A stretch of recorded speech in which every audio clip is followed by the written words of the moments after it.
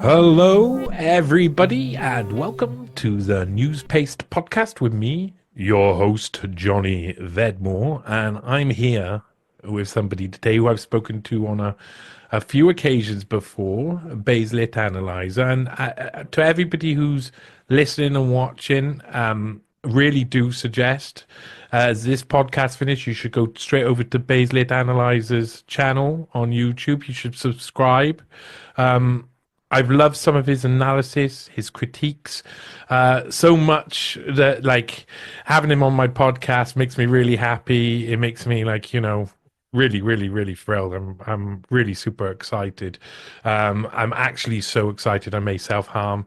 And if you have an issue with self-harm, I'm happy to tell you that you can stop now because he is actually here. He is definitely here. So, Bazed Lit Analyzer, welcome to the NEWSPASTE Podcast. How are you today? I'm pretty good. Thanks, Johnny, for having me on here. I was very excited to see this come up, and I'm really happy to talk to you again. I love our conversations that we had before, and looking to get into some stuff. There's been so much happening, so I can't wait to see what you bring up.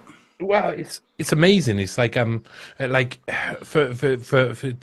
we talked twice on TNT, and they were nice longish interviews, for TNT. They were 45-minute interviews, but they were just like, I got to be very stiff with that sort of thing. You've got regimented adverts and all of this, and you're constantly thinking about the next thing. And I like the whole time that we were speaking, I was like kid in a candy shop. I really mean that. I'm like excited to speak with someone who's got a good knowledge of good movies, because when you have people on and like you haven't met them before, when we first met, I was like, okay, who's this guy gonna be? Go and do a bit of research, and was like, oh man, this guy's got he's got it down. This is you do what I would love to do. So how the hell did you get there? What makes you become or take up this sort of film critique? Is it a hobby? What is it? Something that's even more than that? Tell me how. Well, I love talking about movies, and I love talking about books, and I've it's pretty much my whole life I've been a reader, and my skill is really just literature, I guess, literature analysis and writing. And I've been working on trying to publish my own work, but in the meantime, I love talking about, sort of dissecting and deconstructing books and movies. And I think that I sort of got into this because, for one thing, when the Carunca shutdowns were happening, and I was living especially online and meeting lots of people, and I think that when you see, one of the things is that when you see people in the media or in politics make references, make literary allusions, for instance, they're often wrong. They often are out of context or wrong, and so I wanted to sort of get back to the basics of where some of these references come from. And the other thing is that there's plenty of content online for especially dealing with books and with literature that is very short form, that deals with, for instance, movie reviews. I have a few friends who sort of write the books on long literary analysis. I mean, I got to give a shout out to Jay Dyer, for one, with his esoteric Hollywood books, and Jamie, of course. And I think that it's important to go in to really explore what movies are about and what relevance they have, not only predictive programming and revelatory aspects, but just what makes a movie. Because we saw that, especially over the course of 2020, it's now been 5 years, it's crazy, since then, that they were starting to go away. And then when we had the shutdowns in Hollywood, movies were I was really pretty worried about where movies were going. I think they're kind of coming back now, but it's important. We both grew up in a time where before, the internet, before social media, and where movies were sort of our lifeline. Movies, music, and books were our lifeline. And these things are important to talk about, and especially in terms of meaning. And living in a postmodern world where nothing seems to matter. At least it's sort of proposed that way from all sides. There's a sort of onslaught on the individual on all sides. It's important to understand that there is meaning in the world and to look at the reasons that we have art. And so I just like going into art, and the art form is kind of irrelevant in a way. We can talk about any sort of media or medium for art, with painting or with anything. And I think that there's just such a lack of long, deep analysis, especially in terms of literature. I mean, I just recently did an analysis of the Wasteland, this Wasteland book that came out, Wasteland, a biography of a poem by Matthew Hollis about Ezra Pound and T.S. Eliot. And it's been, 103 years now since the publication of the Wasteland. And it's amazing just how relevant it still is. It's still relevant. It still provides a template for the world we live in for understanding how things are going, how things are going to go. So I think that it's sort of there's an endless opportunity for analysis. Yeah, most definitely. I love how movies isn't just about, it's everything. It's philosophy's thrown in there, math, science, everything is all bundled up into one quick thing you look at, visually, your audio you take in, and then you come out with like so many questions that come much more after. I mean, some movies have had like massive impact on me emotionally and spiritually as well. Like the first time I watched One Flew Over the Cuckoo's Nest, I think I was depressed for 3 days constantly afterwards, like really deep down depression. So they can have Well, with something like One Flew Over the Cuckoo's Nest, when you go back and read the novel, also the Ken Kesey novel, it's amazing. I think it's important for adults, especially adult men, to go back and reread some of the works that they read, when they were in school. And the other thing I'll say is that, I've been teaching literature for 18 years now, and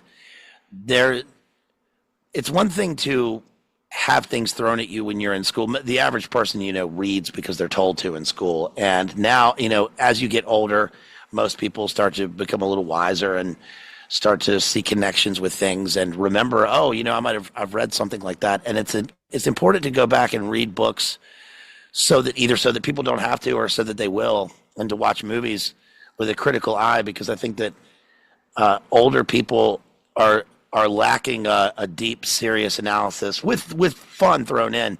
Everything is geared either towards children, or it's kind of infantilized, or where everything is sort of dumbed down in a soundbite. And so it's important to go back and have some breathing room in looking at literature and movies. And I mean, One Flew Over the Cuckoo's Nest is a great example, because when you go back and read how much MK Ultra is in the book, for example, it's really pretty astounding. And the film, Milos Forman as a filmmaker, there's a great story about, I know you like Norm Macdonald, so there's a great story about Norm Macdonald, who was a favorite of Milos Forman.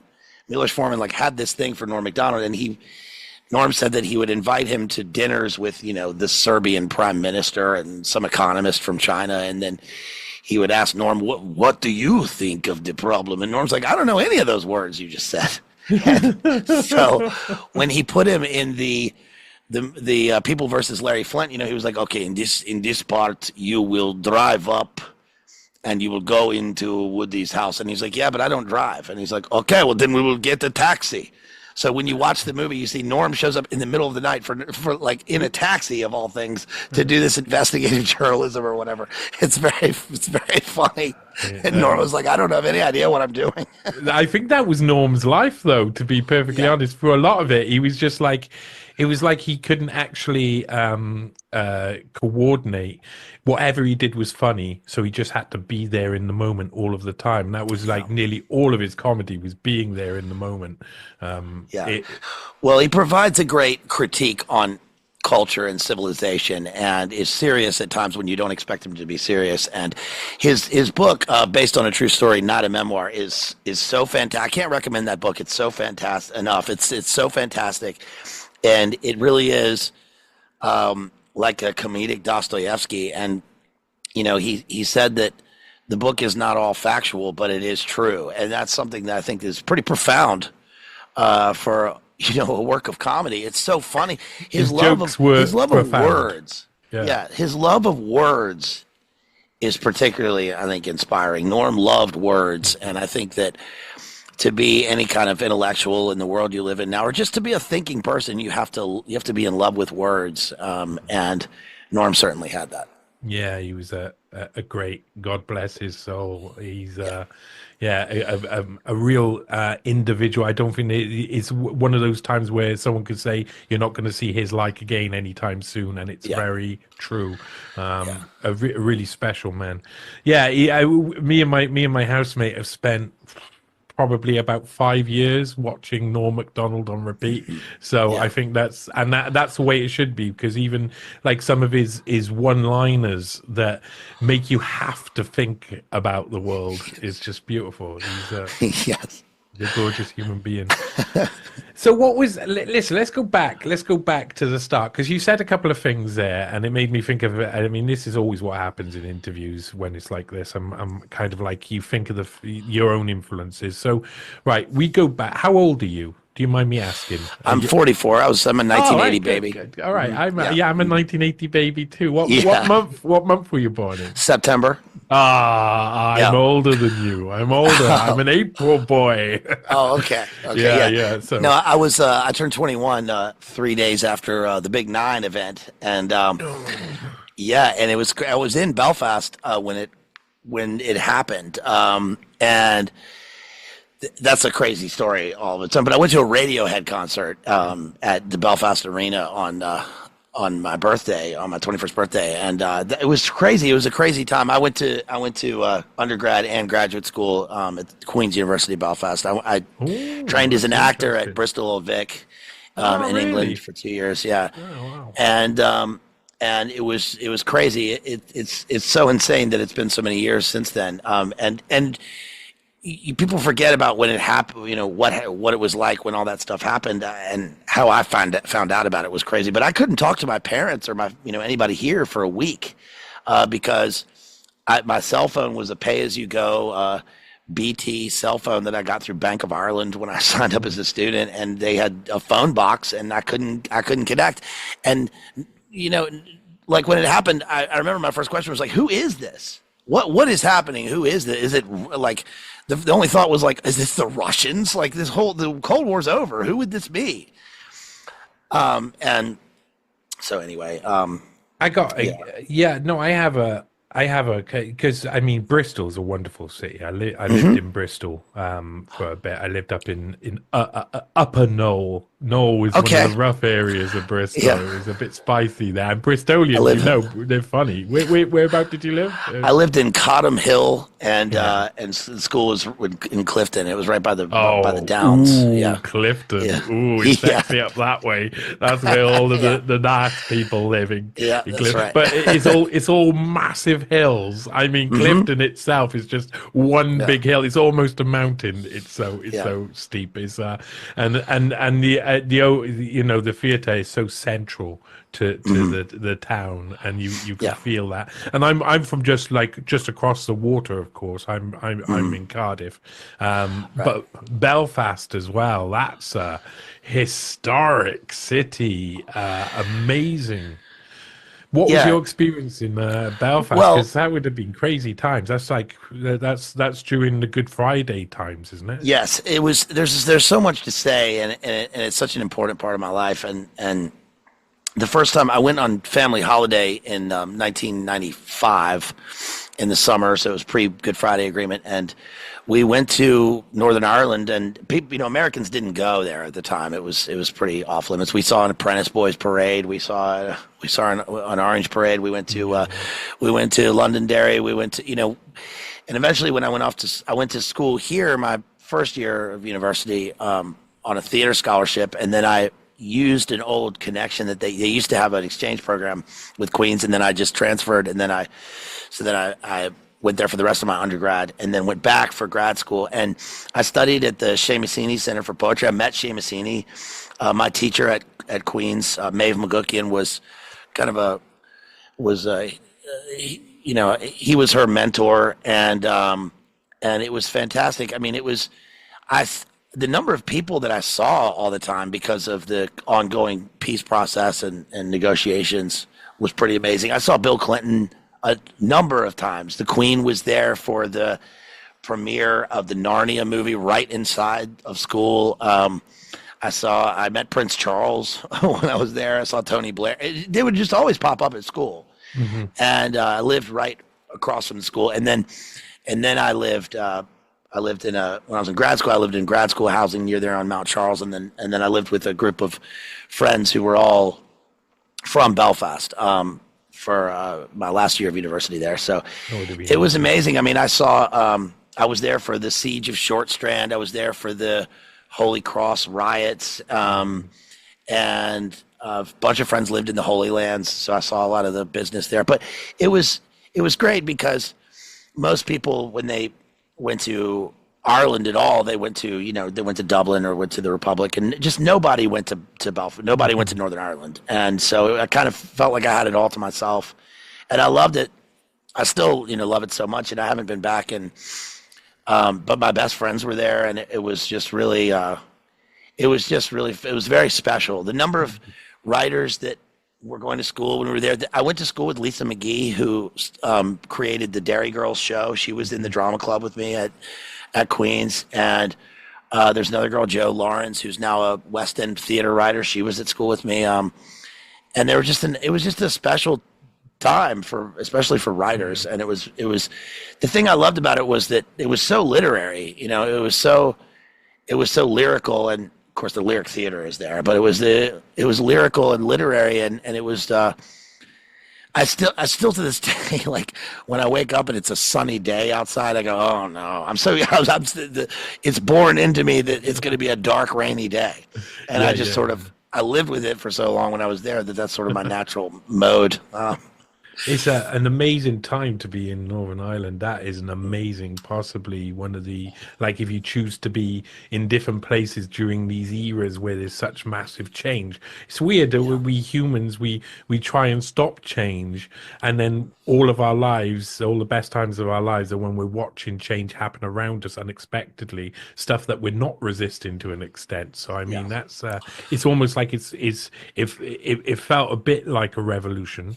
And my great grandfather was Orange Order, and my great granddad Lewis Fedmore was born in just north of Birmingham, so I think they were trying to get away from all of the violence to an extent. There was a lot of that in Britain. So you ran right towards where the center of the issue was. It was massive. I mean, they had the UDA feuds when I was there, and the UDA and the UVF, where they had the unmasking of Freddie Scappaticci, who was the steak knife when I was there.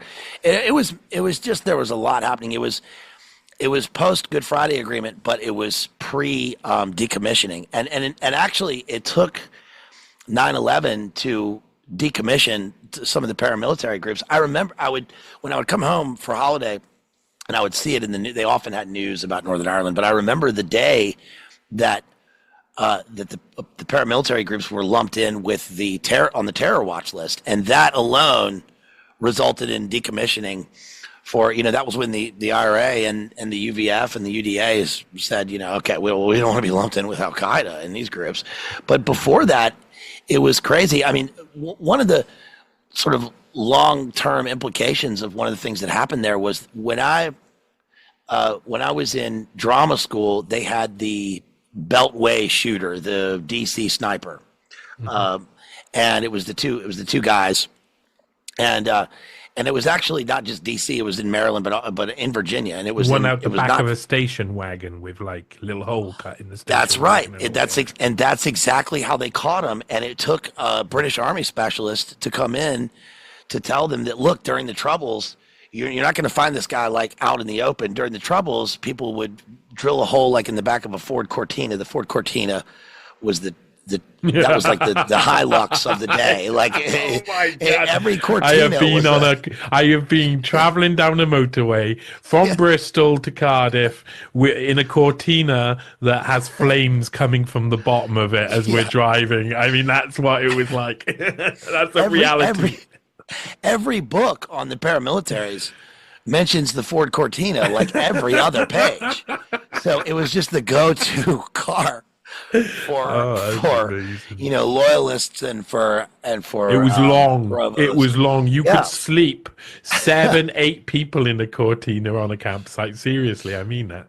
So they brought in the specialist, and he was like, look, people would drill a hole in the back of this car, and you're going to have the sniper lying down shooting from inside the car. And they actually copied that. They actually used that. Not that they didn't get it from real life also, but in the Jack Reacher, I think it was it was the first Jack Reacher movie. Remember, the guy pulled up on a bridge and he's shooting from inside of the station of some sort of van. But I blocked part of that movie out of my mind, I think. I did actually watch it, but there's watching movies and there's watching movies. What I often do is I'll have, like, I'm constantly researching, constantly working on something, constantly writing something. I love to have movies playing in the background, and then one movie will capture my attention so much I'll be like, okay, now I'm going to watch that again. And I'm going to watch it in detail. I'm going to take in everything, and I kind of like pick up movies that way. What can like spark my attention, we went back, but I also want to go back a little bit further because this is a very, we are of the same age, so you had roughly the same technological experience as I've had, which we got the first ever. Whenever the Atari came out, game system with a little joystick. We had that very early on, like maybe 84, 85. It was somewhere around then. And then about 85, 86. I can tell this probably by when the movies, it might have been even later. It might have been 87. We got a VHS movie player. Our first VHS. Do you remember your first Yes, VHS? I remember. Yeah, I remember. Do you remember vividly. the first time going to rent movies out? Yes. Yeah. Do you remember the movies that you got? Yeah. Yeah, it was. Yeah, I do. It was Ferris Bueller's Day Off. Oh, good one. And I remember this because so my grandmother had HBO. But this is back when for the folks at home, when you had like a little dial on the television, and it had to click to the different channels. And here, we had 3 channels, and I would go to my grandmother's house to watch movies, and my other grandparents, I would go down there, and they had the movie channel. So that's where I saw. Whenever I cover a movie, like especially from the 80s, I always place it back to that time period. Like the first time I saw David Lynch Dune was at their house, and I just remember being, it was right when it came out. The first time I saw Predator was the same. I saw Amadeus right after it came out. That was on vacation in Williamsburg, Virginia, and I was 4 years old, and it just come out right after the film had come out, and I was obsessed with Mozart when I was young. I started playing piano and. Anyway, but the first movie was Ferris Bueller's Day Off, and I remember this because my dad walked down the back alley, went to the corner. There was a corner store, and they were renting out VHS. Were they immigrants who run the store? Yeah. and it came in this gigantic box. Oh, it was like a huge box. Rental boxes were much bigger. Yeah. And I remember, we put on Ferris Bueller's Day Off, and I'll never forget this. Like, I remember there was something that happened. Now, when I watch the movie, I'm like, what was it that did this? But we were watching the movie, and I remember that I felt like at the time he said some bad words or something, and my parents said, "Okay, well, that's enough." And I had to go up to the top of the stairs, and then they kept watching it, and I listened from the top of the stairs to the I was 6, to the movie. But I also had. Speaking of the 80s and video games, one of the movies that does that in the 80s is this movie, The Last Starfighter, which I had one of those viewfinders, those orange viewfinder things. Yeah, that was like looking at reels or something, and you had to. I would go to 7-Eleven after school, and I would look at movie magazines, and I remember when like Dark Man was coming out, and I thought it was like so yeah. cool. I was like, I can't wait till Dark Man comes Yeah, out, yeah. It was on the back of all. They had it on all the Marvel comics and stuff as well. Yep. So, Yeah. like, I mean, they knew their the target audience for movies that were 15 to 18 back. Yeah. Well, this is what the British ratings that we used to give them. They were always the ones that were most pumped out on DC and Marvel comics and Yeah, well, you I know you feel this like when you get older. It's funny. I had a thing with generational names because my whole life growing up, I always thought I was Generation X because I was born in 1980, and because all the stuff I'd consumed was they called it Generation X, and the grunge music and the movies, just everything. And then I realized when I got older that it was made by people like a generation older than me, but it was certainly targeted at me. So like when Rage Against the Machine came out, and my friend made me a mixtape of Rage Against the Machine, my friend Paul, and he handed it to me, and he wrote all the song titles in red, and I was like obsessed. And then I saw the video for Freedom, and I was like, oh my God, this is the coolest thing I've ever seen. But then I realized when I got older, like I was like 11, like listening to this, but they knew what they were doing, targeting it towards us. But I'm not. I don't know. I don't know if it even matters about generations, but it's just funny because now everything is geared towards Zoomers and Gen Z, and I was teaching millennials when that first became a thing, and you had boomers talking about these millennials. All they do is Snapchat all day, And we grew up in this weird time where they're on this Friends Reunited. Have you heard about this? yeah. All they do is look at their phone. Can't even match their socks straight. MySpace. Anyway, go on. Have you seen the latest Facebook post? But we grew up when the internet first came out. When it really became a thing, I had a friend. I went over to his house, and he was like, I got a computer and I got the internet. And we were like, go to MTV.com. That was the first website I went to. And it took 4 hours to load the website. I was like, enough of this. This sucks. And we went outside. And like, I had AOL Instant Messenger, but that was just extra it felt cool to talk to people like that. But I didn't really care about the internet until, really much later. I had a Motorola brick cell phone, and I was the only one of my friends that had that, and my parents told me, it's for emergencies only. And then I remember my dad was like, "Here's a phone bill. It's $800." Wow. It was like 30 calls. Yeah, that's the way. So, yeah. Oh man, those were heady days. Those were heady days because my first movies I rented out as a family, so it must have been late. Well, my first experience of VHS, I used to go around my gran and grandpa's, and I used to ask them to put on Thriller, and they had a top-loading video, and they put on Thriller, and I'd hide behind the sofa the entire time. And the first movies that we rented out were Nightmare on Elm Street 2 and Critters. That was as a family, and it was just like I had two older sisters, my mum and my dad, and we would watch. It was really rare. There was only a couple of movies I was sent out of the room for. Platoon was one of them, because I mean that the language is unbelievable. And already after Private Pyle shoots himself in the head, they sent me out of the room, and I was like, but that's the worst thing that's going to be on there. And it was the worst thing, really.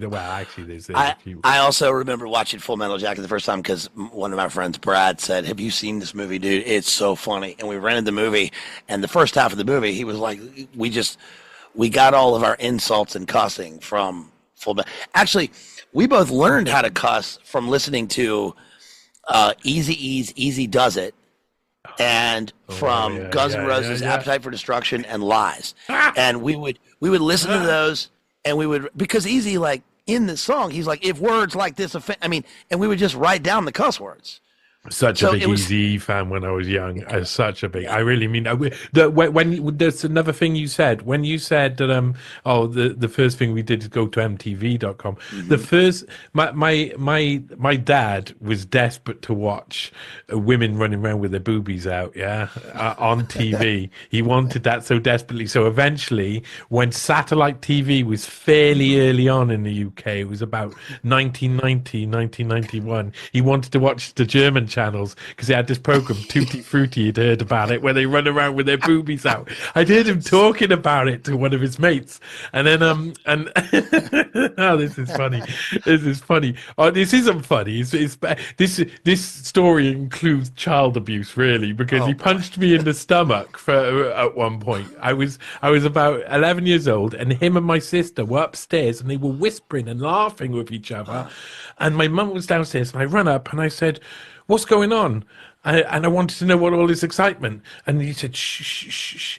And that conversation was going through my mind for some reason. And I just said, "You're not getting Sky, are you? So you can watch women with their boobies out." Oh, And my dad looked really angry with me, and he automatically punched me in the stomach. And I was just like, oh. So I ran downstairs, told my mum that my dad just punched me in the stomach. She goes up, has a go. It turns out I was completely right. He was getting satellite TV, so that and I had just revealed it. I mean, he could have just told me, but well, I think of the yeah. it Think of was the Yo innocence of the MTV time. Raps was the thing Yeah. that we wanted to see. Yo MTV Right. Raps. Me Yeah. and my sister. Think of the innocence of the time, right? That's the satellite channel, and now it's it's just total. Tutti You Frutti know, was amazing, though. yeah, it's just like It made no sense. It was just, it was like a game show just with women running around with their boobies out in German or Italian or whatever. It didn't really matter. That was the German channels. You're not allowed well to go they on the German channels. well they always say that the difference between America and any European country is the sort of dichotomy in what is what is X-rated, or it's that American movies can show ultra violence all day long, but the nudity is high is so so sacrosanct, so censored, and it's the total opposite with European countries. I think that says something. That certainly says something towards the national character. I think I never thought about that before I moved over and realized that when I lived in Malaysia for a summer, and Batman Begins came out there, and there's a scene where Batman kisses whatever her name is, and that was censored. You can't show kissing on the screen in Malaysia. Oh, They wow. had also censored Zoolander, because remember when he says, he's the prime minister of Malaysia, so you couldn't show that. Oh wow. Yeah. Okay. I mean, that's the thing. It's all around the place. There's different rules. There's different Yeah. rules. It's the way it goes. Yeah. But I think probably the experiences we've had with that sort of thing are very similar. Like especially I mean when I first moved into my first place, and I'm sure this was the same for you. It was just like piles of VHS lined up against the wall, lots of Yeah. them all around the place. Five for £10 offers going on That's all right. around the shop, and it was Yeah. good heady days, and there was masses of movies coming out, masses of movies. So you named a couple of them back then, and it's what during that era when you're young, what were the best movies? You started off obviously with a good one, because Ferris Bueller's Day Off was just such an epic movie for a young person to indulge in. But what was your favorites when you were young? Well, your genre my and stuff? favorite movie when I was little was Beastmaster, and I loved anything with war, or with warriors, with knights, with military.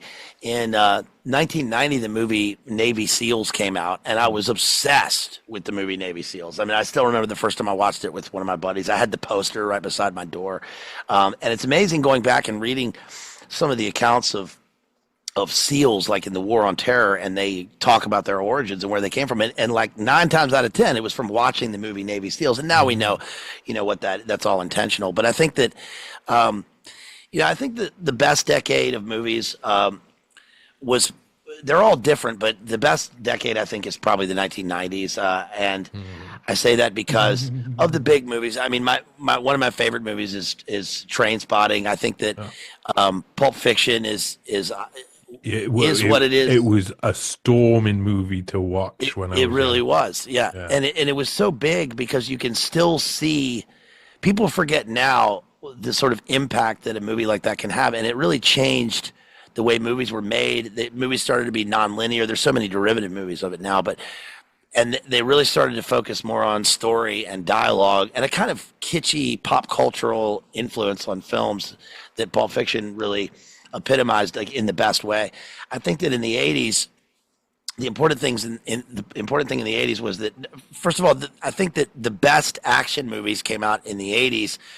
I think Predator is probably the best action movie of all time, and of course Die Hard, and those are, John McTiernan. And I did an analysis of High Concept, which is the book on Don Simpson, and that was pretty illuminating as far as movie making goes, because one of the things that Don Simpson and Jerry Bruckheimer did specifically was they wanted to take Hollywood away from the auteur cinema of the 70s, when directors kind of had full control over their entire movie making process. They could kind of do anything they wanted, and that was for good reason. I mean, The Godfather, Apocalypse. I think Apocalypse Now is the single greatest film. But then you had things like even Jaws, which is the first blockbuster. It has a certain auteur element to it. The French Connection. These movies, like, one thing I realized last night, I was watching an A24 movie last night, and I realized that the 70s was the time for, and Don Simpson talks about this, when they called it ethnic cinema. This is when they started to get more realistic looking, gritty people in movies. So that's why Al Pacino and Robert De Niro and Gene Hackman, all these guys became stars in the 70s. And then for women, that really has come about now. It's taken about 30 years for this to be a thing with female characters in movies, and I think that's probably what's happening up to now in cinema. But in this, the transition from 70s to 80s was that Don Simpson took over. He was at Paramount, and then he took over, and their whole MO was not only to incorporate the military into their movies and to make, very patriotic but also propaganda movies, but they had movies that were not based around a script. The script was like the last element in the movie. And Don Simpson talks about when they filmed Top Gun, and basically it was he and Jerry Bruckheimer were sitting around their offices in wherever it was, Century City or whatever, and Don Simpson was looking through like a Sports Illustrated and saw a picture of an F-16 Tomcat and went, "We ought to make a movie about this." And they decided right there they're going to make a movie. What's it going to be? They called their writer, "Have a draft for us tomorrow." They went through 100 drafts of the movie.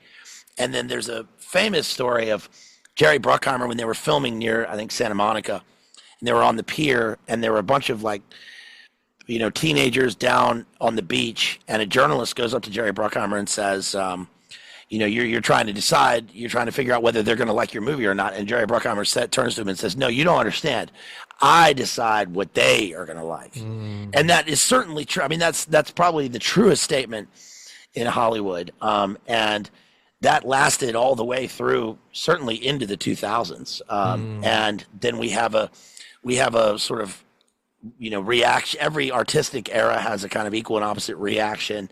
And now we're kind of at a kind of stasis point. I'm not sure what movies are going to do next. Is part of this got to do with and there's layers to what I'm about to say. It's like the how funding's worked, how funding's evolved, and how funding's changed. So it's redistributed the power to the different areas of movie making, in a sense, through funding. Yeah, early on, nearly both probably who were helping produce the movies and what the movies represented were very seemingly a study of the previous decade to 2 decades of the civilization as it goes. So American movies that were boosted up by probably money that's also come through NGOs in the beginning of the 80s, all of these newly created CIA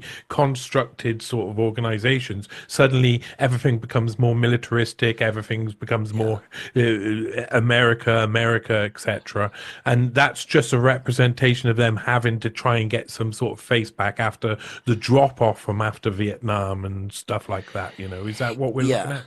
Well, there's a couple things in there. I think that you go back and you notice that there's a scene in Jarhead, which was done by Sam Mendes. In Sam Mendes, didn't he do Jarhead? I think, yeah, he did that. And in Jarhead, which came out after the war on terror, but it was about Desert Storm. It's Jake Gyllenhaal, of course.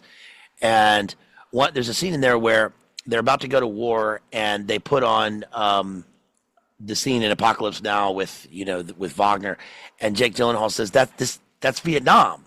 There's a part where the choppers are flying over, they're playing like Creedence Clearwater Revival, and he says like that's Vietnam. That's not it. We need our thing, and that sort of speaks to both the movie making industry and the way that culture moves, because Vietnam dominated culture for so long. We pulled out of Vietnam in like 75 or whatever, and then we had a Heartbreak Ridge with Clint Eastwood, about Grenada, and there's not really anything about Panama. I remember the Panama invasion, which is weirdly coming back now. I remember the Panama invasion because I was in like second grade, and one of my friends had gone to an Aerosmith concert the night before, and Skid Row opened for them. And he said that Sebastian Bach came out on stage and said, "This song is dedicated to that taco-eating son of a bitch, Manuel Noriega. It's called Youth Gone Wild." And I remember that they just announced the Panama invasion. And as a second grader and a boy, I was like, yeah, let's go. Mm-hmm. But that was it. There was no war. The Cold War was going to end. There was no problem. The whole 90s, the entire 90s era was full of heroin chic and depressed things, and the cinema changed, but that was because it was a vacuum effect from the lack of any war dominating. So the 80s had these big militarized movies where the military played a huge role in free funding for Hollywood. And then when that ended, it's like, what's there to rebel against? And so then in 2000, everything sort of changed. We start to come up to date, with Desert Storm movies. They had Courage Under Fire, and they had the Sean Bean movie, Bravo, about the SAS.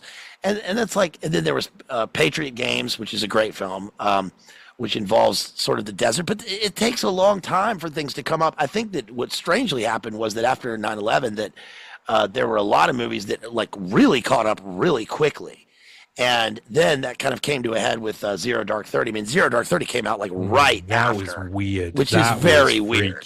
The whole thing was just like, this is so the turn into information warfare, into cyber, into fifth generation warfare, what a lot of people term it. I prefer the term fifth generation warfare. I know it's a wonky term to an extent, but we are entering into a time where we're being flooded with ideas now. And is cinema of the past the study of the past, and the cinema of the now the study of the future? Are we entering into that, do you think? Well, I think that certainly what's weird is that the movies of the past have caught up to the present in the sense that if you watch Enemy of the State with Will Smith, right, and Gene Hackman, which is a sequel to The Conversation. Brilliant. Best gay movie of all time. Yeah.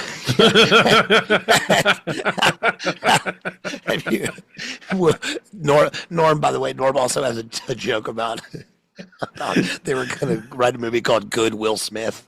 It was about Will Smith as a Jan. Anyway, no, but I remember when you watch those movies, or when you watch The Fugitive or U.S. Marshals, they always do this thing where there's all encompassing surveillance, and they always say like, you need to go to the North Vector Tower 6-1. We got him, and they always know exactly where everyone is. And when those movies came out, it was so unbelievable. It's like, what are you talking about? The internet is not that. The internet is like slow ass AOL trying to find the net. MTV. Do you remember Sandra Bullock? Yeah, in yeah, the with net? Dennis That Miller. was- Yeah. it was ridiculous. It's that type of, or it's like Virtuosity or like Disclosure, where they have like virtual reality. They're basically living in the metaverse. But now we catch up to a world where, oh no, this stuff is real. Mm-hmm. They really do know where everyone is all the time. I've got a book I covered called Drone Warfare: Full Spectrum Dominance, and it really points this out that that the technology is older than Vietnam, but with Igloo White and all of these operations that they had in Vietnam to have a total panopticonic surveillance of everything everywhere all the time, and now this is a part of daily reality that everybody just accepts, and there's no going back from it. So it takes a while, I think, for culture to catch up to what the movies show us and what they predict. Yeah, wow. Love it, because I think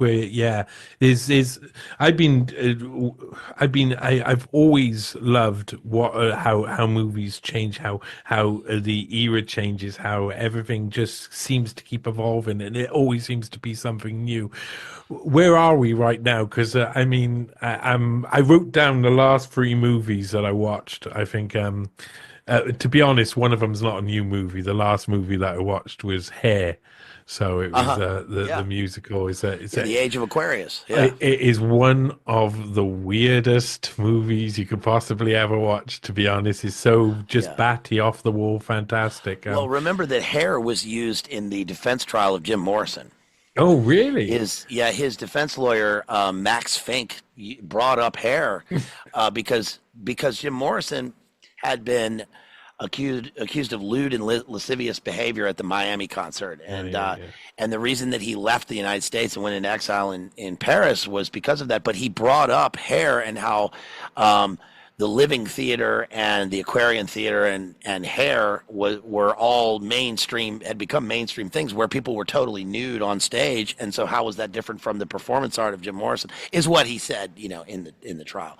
But that's there's a lot of that. Yeah, that's crazy. That's so Hair, Terrifier 3, and The Substance. I take it you've probably seen all of these movies by now. I've seen Terrifier, and I covered The Substance with Demi Moore, and I think that Demi Moore, not that it really matters, but as a sort of metric for determining where culture goes, I think Demi Moore is going to win the Best Actress Oscar for her performance in that movie, and I think that it is a pretty inventive, well done movie. We've seen the kind of themes in that movie over and over, but for some reason, it has a much more visceral quality, and it really is a kind of Elephant Man movie, and it really does. I would recommend it to the people who are not faint at heart. I mean, it goes. The danger with a movie like that is that it can go into territory where we have it's a critique on capitalism and celebrity culture, and everybody's a kind of object, I felt like it was straight out of the early to mid 90s, like horror movie ideas. It's like Darkman.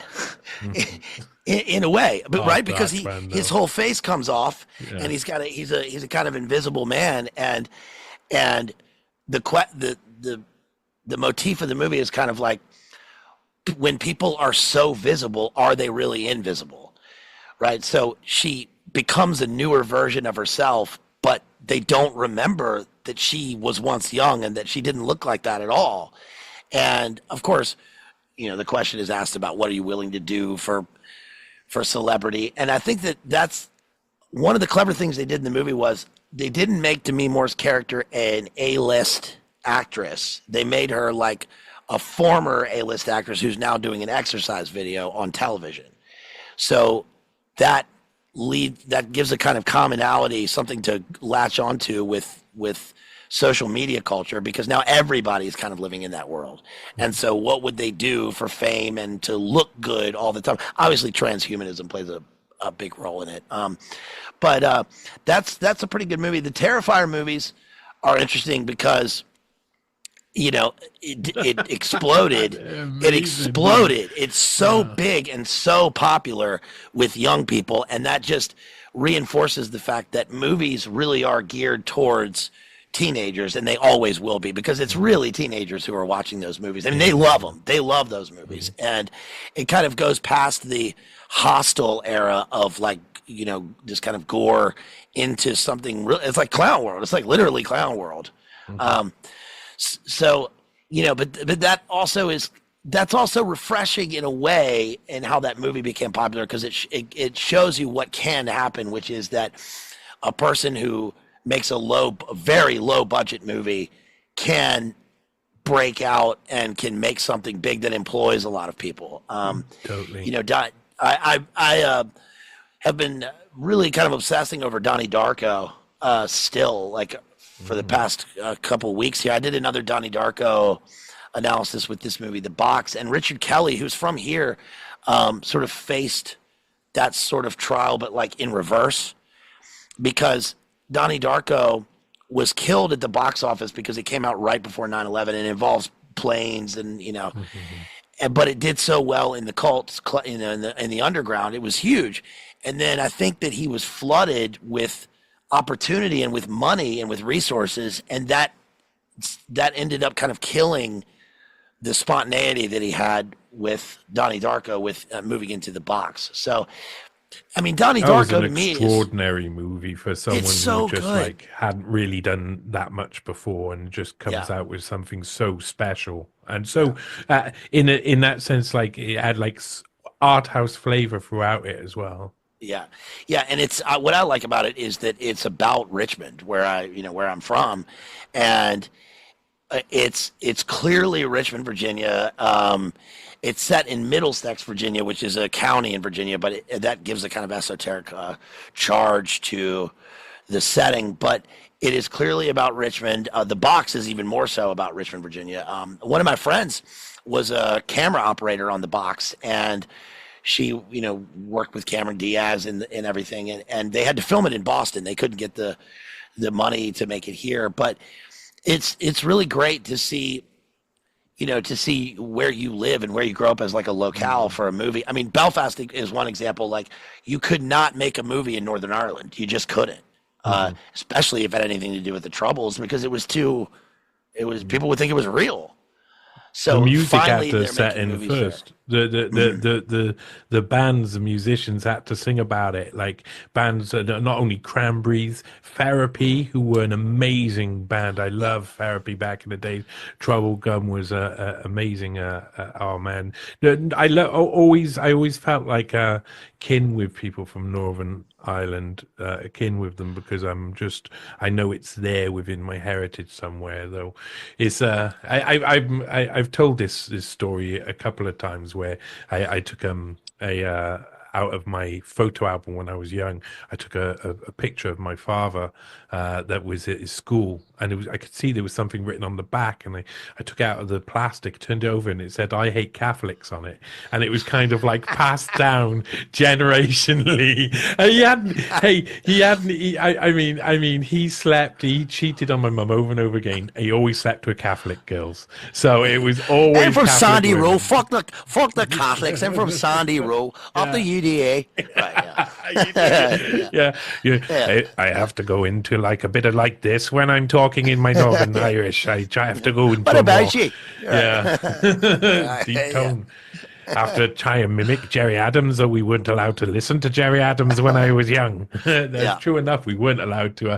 On the BBC, they would literally take his voice and redo it with someone else's voice. It was illegal to listen to Jerry Adams. When I was in the SEAL Knox, my dad was a commanding officer in the 17th century regiment, if you'd believe it. It was a reenactment society, a big one.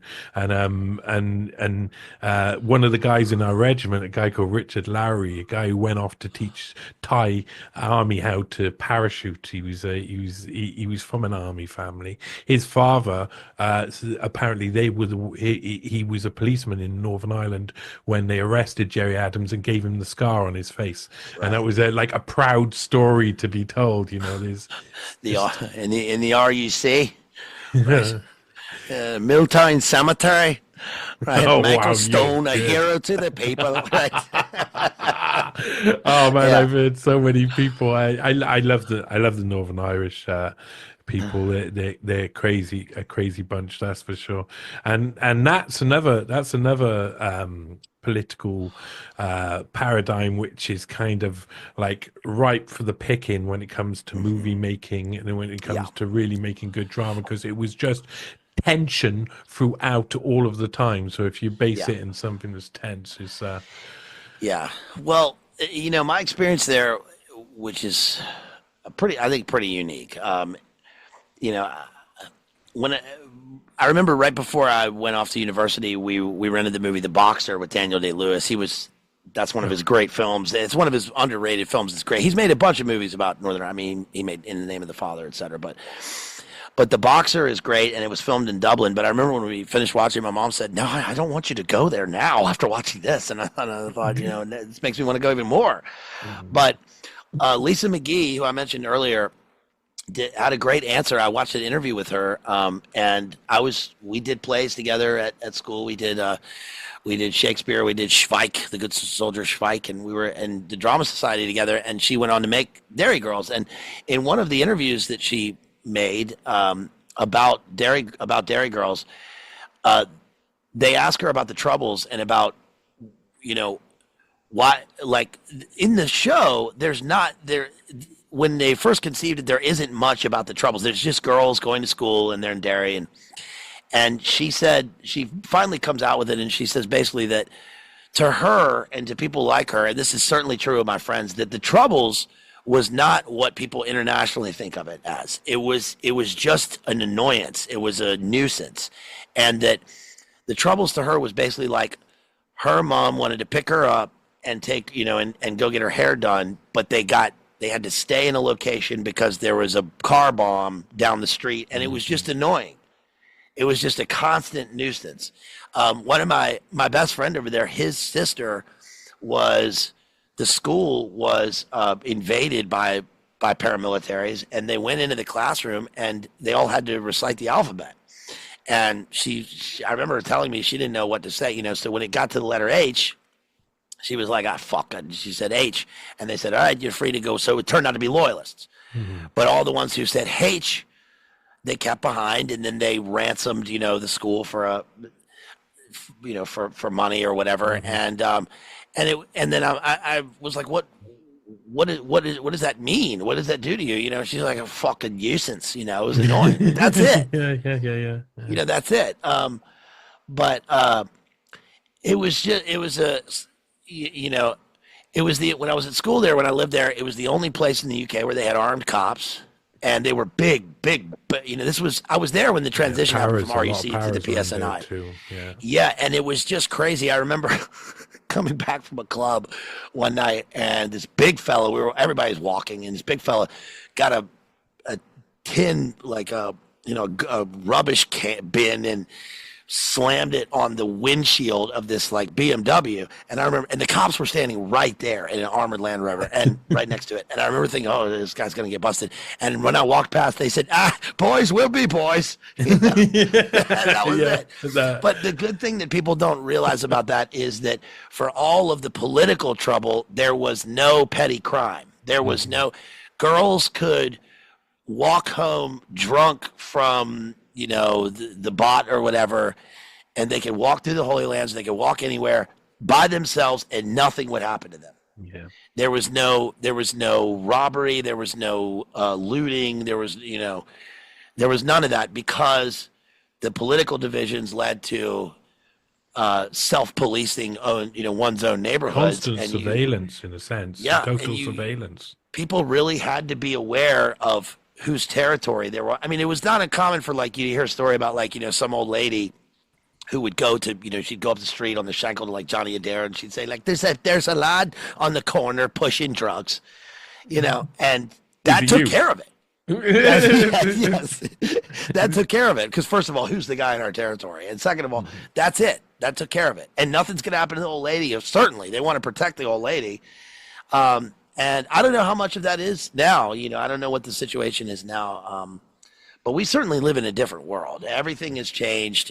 Political divisions and alignments everywhere have obviously totally shifted. And it's striking to me how much everything changes. And here the big thing is basically that,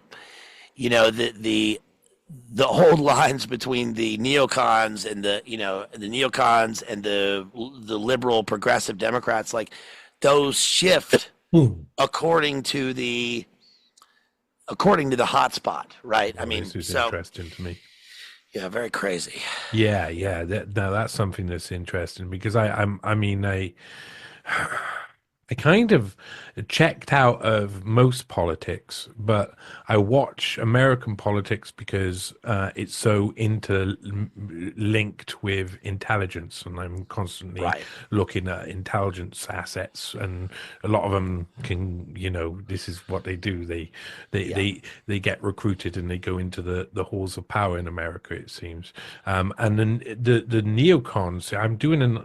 I do articles over like year and a half period normally for really long ones, but there's this one that I'm doing at the moment that will probably be done quite soon, and it's looking at what the neocons were doing in the mid 80s. I mean, once they kind of started coming into real power in the 70s and 80s due to the fact that they could be used in a way to create wars and to foster the condition for war in multiple different ways, including really organized direct propaganda campaigns on the soil of other countries. And as soon as the communism started to break down, they just found their foothold, and they switched. People don't realize they switch between sides. They're from the left. They're not even right-leaning left. They're kind of libertarian left, but then they just can intermingle over here on the right when they want to. And it's a dangerous world. How do you see neocons then? I mean, I grew up a firm Republican conservative. I was a kid, and when the war on terror happened, I was fully in favor. I was fully George W. Bush. I was. One of my friends, his dad was the Treasury Secretary. Everybody I knew was Republican, and then as the years went on,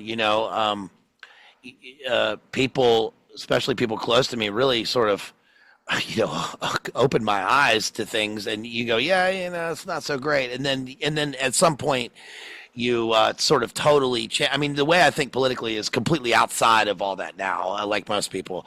And I don't really, believe in the integrity of voting or, any of the stuff. I really the government is just so anathema to me in every way. But I think that, you see residuals from this all the time in things. I think that the neocon system has certainly shifted and changed now with a populist movement and, with a more homegrown American looking less. It's amazing how people are more aware of globalism now than I guess at any point. Maybe with the exception of like immediately post World War I or in the midst of World War II. I think people are the average person is really clued into it. I just finished reading this book right here. This is Don DeLillo, as people call him, Don DeLillo's Underworld right here. This is considered his magnum opus. I've covered all of his books, and this one's really interesting because one of the main storylines in the novel is about waste, and so it's obviously a sort of archetypal postmodern take on the world, but it's about waste and about the economy of trash. And the book was written and published before the Big Nine. I mean, look at the cover. Yeah, that's crazy. And it's really amazing how one of the characters in the books, one of the characters in the book, is a broker for nuclear waste and trash, and so he ends up going to these. He ends up in Kazakhstan watching a nuclear test, and I guess this is real. I didn't realize the economy of wastage and trash is so immense that it could fund entire third world countries just from the brokerage fee. So in other words, if the United States needs to get rid of plutonium and degraded radioactive material, then it can fund an entire government, an entire economy, just by paying them to take the trash away. And this certainly comes to mind with like the way that the trash was carted off after 9/11, but also with the fact that there is waste in the world. This economy of garbage can be so big that they have to look for ways to get rid of some of the things that never go away. So they'll pack in the book. They pack a nuclear. If they're doing a subterranean nuclear test, they'll pack it in with radioactive waste to obliterate all of the waste in another nuclear test. So it's like trash on trash on trash. And I think that reason I bring that up is because that sort of speaks to what you were talking about, the way that the politics and the economy of this globalist world we live in sort of supersedes and transcends national boundaries and ethics and loyalties. We knew that was the case with intelligence. With the intelligence world is always intermingling and it's like this big glob, but that works its way down into so many other spheres, and especially dealing with some of the big symbols of postmodernism, which is still yet to reach its zenith, I guess, are plane crashes, any kind of motorized or mechanized disaster, and garbage, which is like speaks to everything that in movies about the critique of capitalism and consumerism really gets to a point where now it's at the other end of things, and it's like, I guess the best example would be Wall-E, right? Where you have an entire planet filled with trash, and the people are living on their own planet where they're just carted around as robots every day. But we the viewer are obviously meant to feel for the robots in love instead of the people. And it turns out that the people end up to be the real trash in the way that the film is depicted. So I mean that point. Don't you think that that's what we're almost always seeing is a pressure for us to hate ourselves and hate humanity? And isn't this just like an aspect of the post-Malthusian world? I don't know. It's just really it's about more than anything trying to make us hate like having babies and being together and each other, full stop.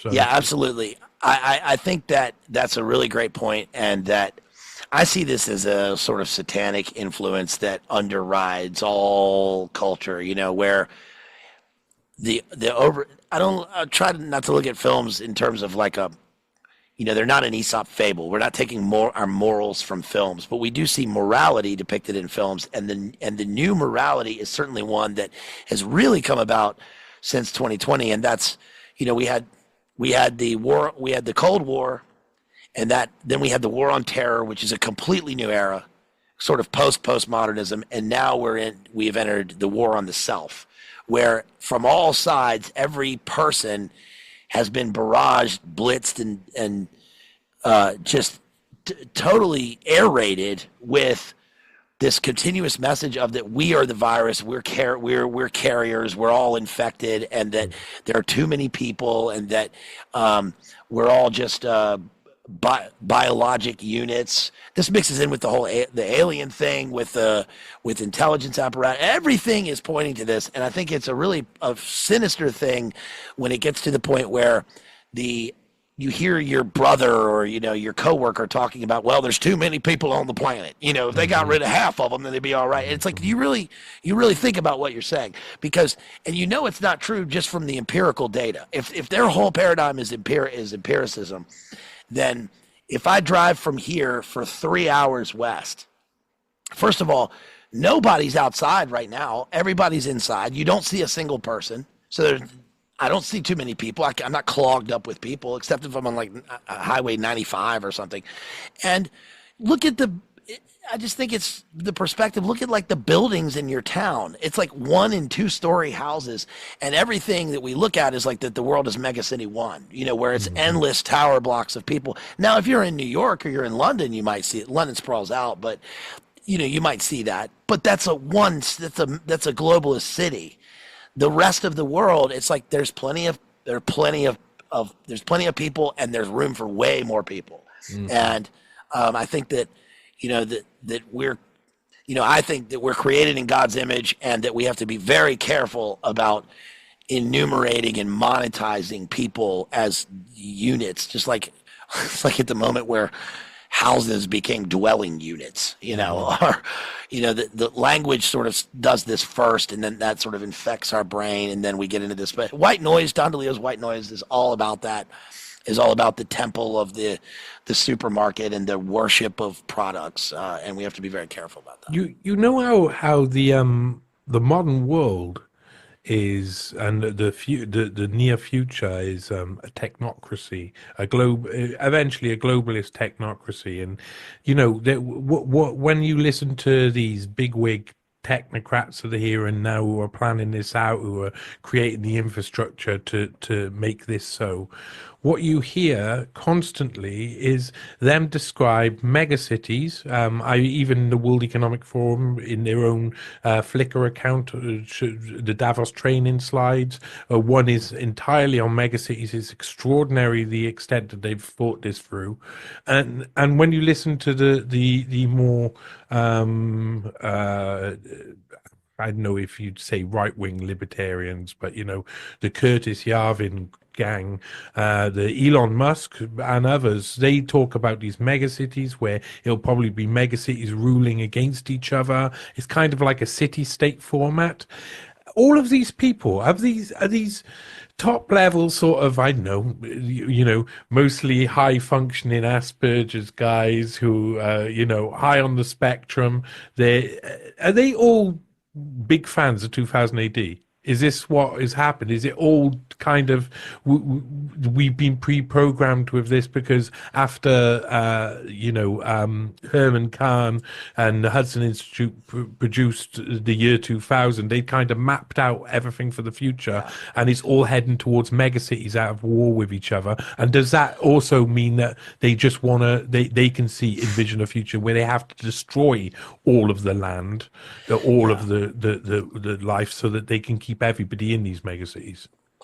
Well, I think that one important thing to keep in mind is that we tend, as a society, and the media certainly does this, we tend to uphold intelligence, high intelligence, as a sign of virtue, and it's not.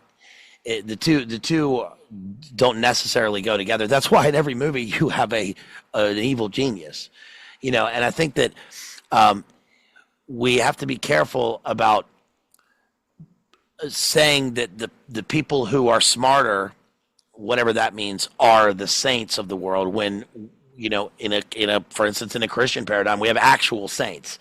And a lot of the world has the Christianity, for example, has always run on the fact that the first shall be last, the last shall be first. And giving is how you receive. You give away, you serve others. And part of what I think is partially going away right now is this disillusion of hierarchies, and that everyone lives in this murky world where the hierarchies are determined by your identity and by your ideology rather than by things that are actually virtuous and truthful. There was a lot of, obviously, one of the big points of contention was the idea of like a subjective truth, and it's my truth, and it's, that's been one of the things that people have talked about endlessly, and that's true.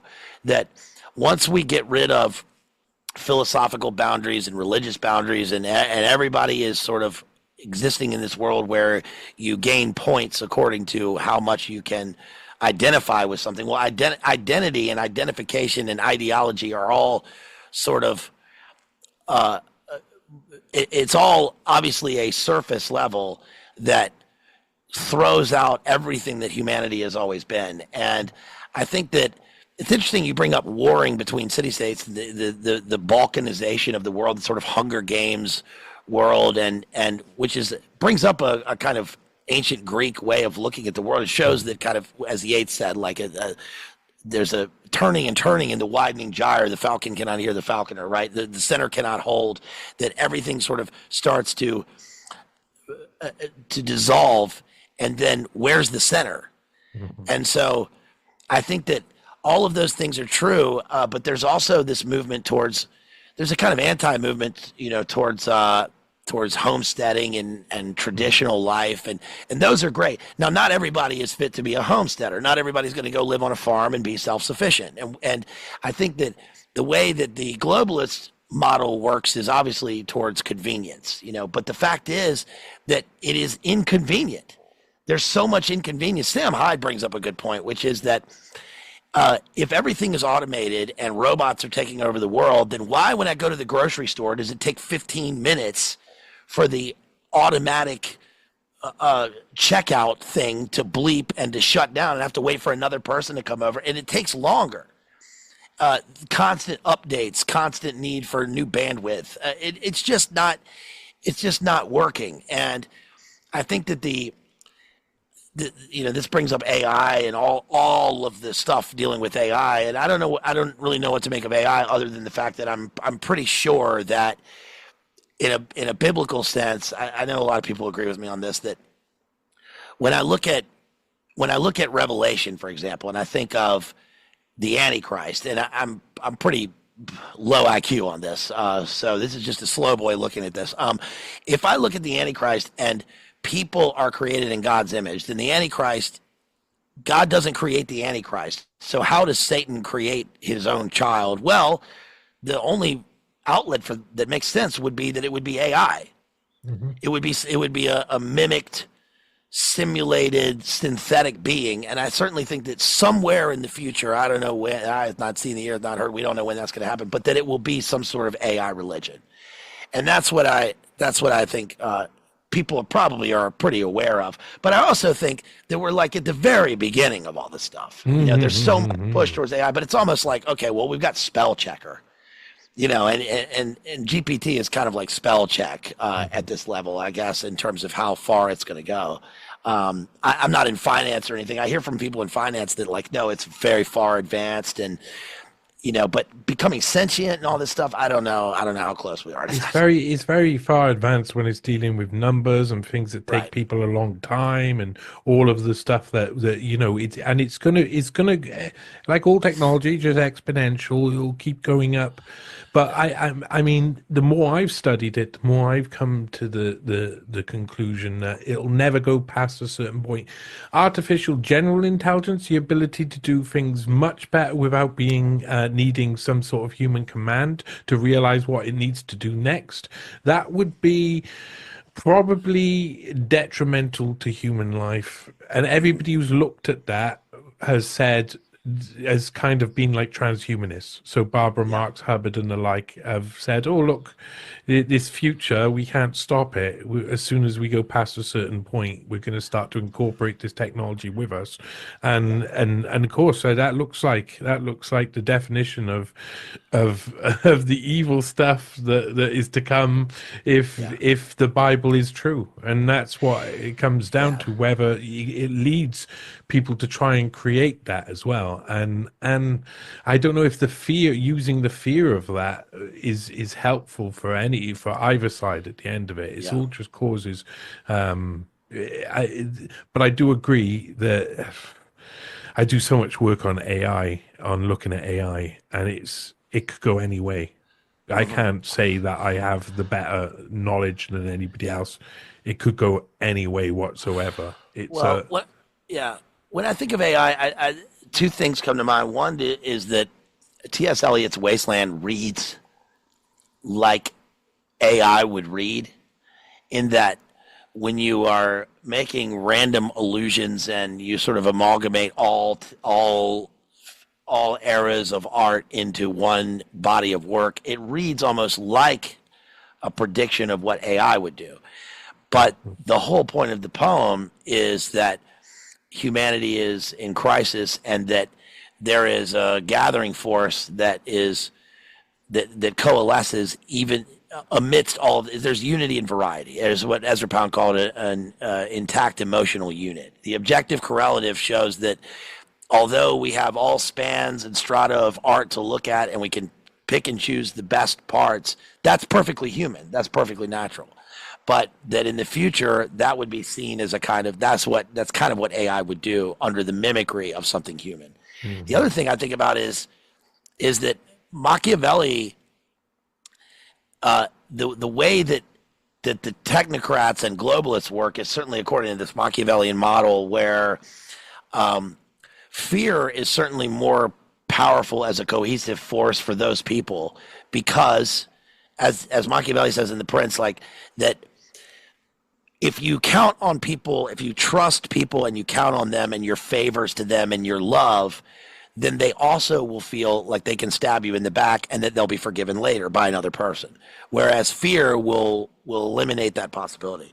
But that's not true for all the rest of us, because we have human instincts and we have the ability to cut people off, or to go, to find other people and to form other societies. So I think that I don't know. I think that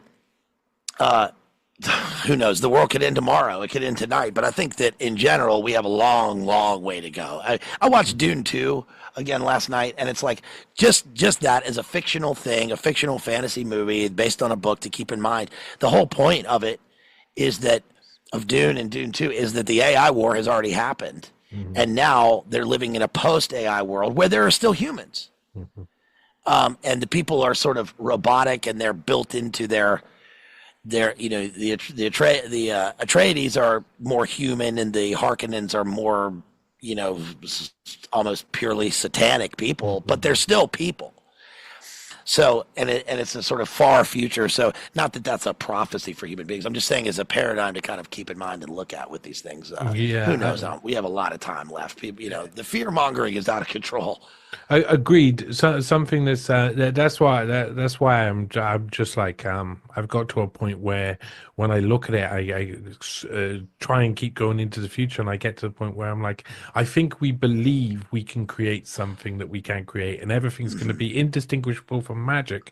And I want to try and show people right from the off that the AI we got now, the artificial narrow intelligence, the only AI we got right now is programmed by humans to tell you what the establishment wants you to know in all different ways, and try and find ways to manipulate and nudge you into doing certain behaviors that suit them. And 75% of people will be affected by it in exactly the way that the establishment wants. Yeah. So. Well, Brave New World certainly addresses that in a way, because the slaves in society are, you have 5 different levels of people, and going down to the epsilons who are like raised in test tubes to be able to. It's interesting in the book that their whole purpose is to be able to fix jets on the outside of the jet aircraft while it's in flight. And we see, airplanes and all this stuff happening right now. But I think that the point is that everyone walks willingly into their slavery, but there's a whole other group that says no to that, and that is free, and that forms certainly that differentiates it from a Brave New World. I mean, from 1984, which is a completely bleak view of society. Because you have to wonder, like when I watch Dune, for example, and I'm watching the Harkonnens, I'm like, why would anybody be in this? Why would you want to how could people get to a point where they are Harkonnens and you get your throat slit at any second by anybody walking down the street? You can't have a society around that. It has to be something where there's some sort of benefit. I guess the benefit in their world is power, and that they relish the power over other people getting their throat cut or whatever in the film. But we're not at that.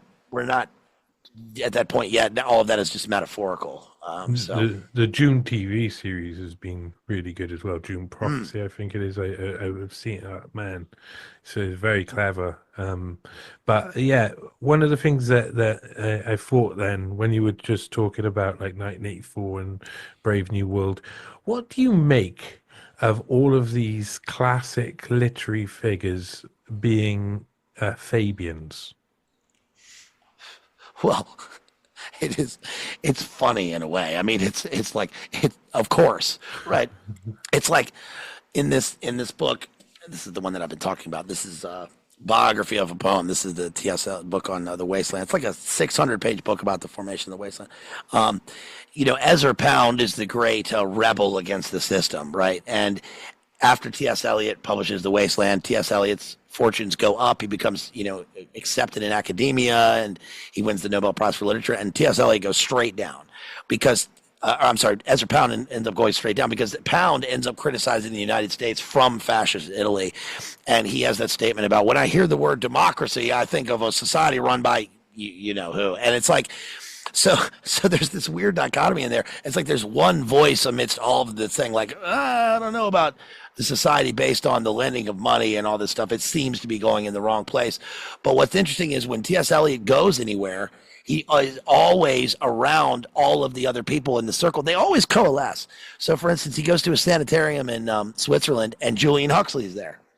And his first wife, Eliot studies under Bertrand Russell, and his wife, Vivian Haywood, has an affair with Bertrand Russell. And I think that it's not that surprising in that I know how hard it is to find anybody to publish a book. I mean, did someone reach out to me? Do I find, nowhere takes submissions, nowhere. I mean, who is going to publish the book? And so if you are already in the world of the Fabians and you are already with a bunch of people that already publish books, like, it makes sense that that's the thing that they're promoting. Because if you come from outside the system, why should they take any chance on you? You don't even match with their worldview. So it is pretty funny funny not in a good way, but it is pretty hilarious that they all end up being this one thing. Yeah, I mean, everybody I've heard, like some of this, like a couple of these names I've just heard. Some of them I've been looking into because I'm looking into Haldane at the moment, who's a guy who's creates MI6, and of course, he's sort of, or of course, it's going to be Fabians, but like Roald Dahl, even, who's from Norwegian heritage but born in my city in Cardiff. We love him here, and a really important person. Some of the greatest works for kids fiction that you could get, though, especially that could be transferred over to movies. Rudyard Kipling, H.G. Wells, Orwell and Huxley. The idea that all of these guys were all kind of, when I say that to people, I find that instantly what the first thing they want to do is defend Orwell and be like, no, he was trying to warn everybody what all of these people were doing. But I just can't, I can't kind of rationalize that, because he hung around with all of these clearly, well, they'd be sinister, but we know they're evil because their actions have shown that. But when it's the Old Boy Network, it's the Old Boy Network and the Anglo-American group and the Round Table group. And I think that, I went to prep school, and I know that it's kind of like when you grow up around the same people and you all go to the same country club and you all go to the same things, and they all go to the, Athenaeum, and they're all in the same gentlemen's clubs, and they're educated in the same way, and they all go to the same prep schools, and they all go to the same universities. It makes sense that they all have the same outlook. And we certainly get a lot of this from the Anglo-American group and from the as an offshoot from the colonialism of the 19th century. It worked for them, running the world. You know, the British Empire, the Pax Britannica, I mean, ruling the world as a kind of new Rome. And Elon Musk talks about this, is that the United States is the new Rome. I mean, is he wrong in terms of the iconography and the way that if you walk around Washington, D.C., tell me that you're not in Rome? You know, one of the most powerful men on earth put something into the public mind, then if he's powerful enough and if he's got enough sway with him, he can make it be. And this is where we are right now. Yeah, and that's also different from. There's a tendency, especially in anything that's not mainstream media, as they call it, legacy media now. To lump in. You find one thing and you lump that person in with them. There's a tendency to do that. You see a picture of some streamer or something, and behind him is George W. Bush or I don't know, whatever it is. He's not palling around with George W. Bush playing tennis, but he's at something, and so now he's part of the thing. And I think that's a powerful thing to happen because we're in a world infected by so many people that are out to get us in this sense. But there is also a group of people that are fully in this and that need to be distanced in terms of how we look at them from everybody else. There's a managerial class. There's a top of the pyramid class. They're the global titans of industry, the heads of the banks and military industrial complex. All these people are at a different level than the other people who are maybe critiquing or commenting on them. But I mean, like when you put in Rudyard Kipling and H.G. Wells and Julian Huxley and all these people, of course they were in the same. They're all hanging. It's like the Cambridge spies all hanging out together. It's like we're looking for a secret group of 5 guys who are spying on everybody. Who could it be? And you're same with creators of Bond. They're all hanging around. Ivor Bryce is off in near Barbados, I think it was, in the Bahamas. He was married to the sister of George Huntington Hartford II, who was the AMP heir, and was one of the richest men in the world. And I called the original Jeffrey Epstein once upon a time in an article. And it's amazing links. They were amazingly similar characters. These guys all hung around in the same units and kind of created the same fantasies about what was going on. And it keeps people distracted because what they did was they made all of their friends who were spies to be the coolest thing you could possibly have in the cinema. Right. Well, when you have if you throw in like an Aleister Crowley type, then it's like, what's this guy doing hanging out here? So it becomes a little obvious, which is strange because he really was around all these people and knew all them, and he was one of them. But it's also so obvious. I guess it's probably not so obvious in terms of the way that Crowleyanism and his whole ethos has come to infect everything everywhere. But it's like a bunch of dudes sitting around in suits, with nothing better to do. Right. Yeah. It seriously is nothing better to do. I wrote a whole series, a Black Hand series, which I'm still in the process of writing. I'm kind of building it into a book. And Jimmy Savile's come up into it now, and he was hanging around with all the same people these guys were hanging around, and some of the things they were doing were just completely wild. The fact that this was a time where movies were expressing what was really going on in culture. If you took away the bright sheen on the front of a Bond movie, and you took away all of your loyalty to the character and your belief that the main character is a good guy, which is what starts to deplete over time, I suppose, as well, because people had their experiences with spies. Yeah, Skyfall kind of gets into that a little bit, how he and Javier Bardem are from the same school, they're from the same group, they're from the same thing, and yet one of them's the good guy and one's the bad guy. And then at some point you realize, no, Bond is a guy who was put through, a trauma-based mind control when he was younger. He was taken away, he was an orphan, he's from the elite. They make M his mother, and he's an assassin.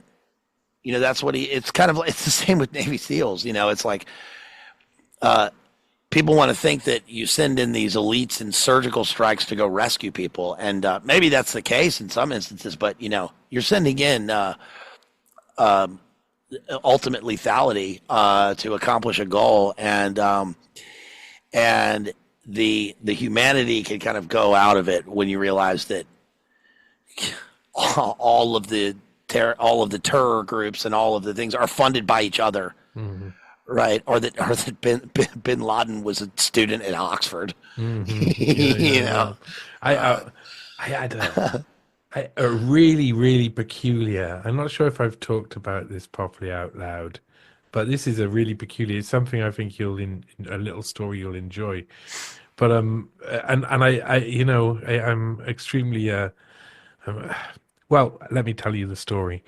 So, one morning I was going to be having Oliver Stone's son, on my show on TNT, and I was really looking forward to it. So I went and looked online, and the first thing I did was I had already seen an interview with him and Noor Bin Laden, who's of course related to Bin Laden, with Richard Poe. And Richard Poe had gone on about one of my articles and told them they should watch it.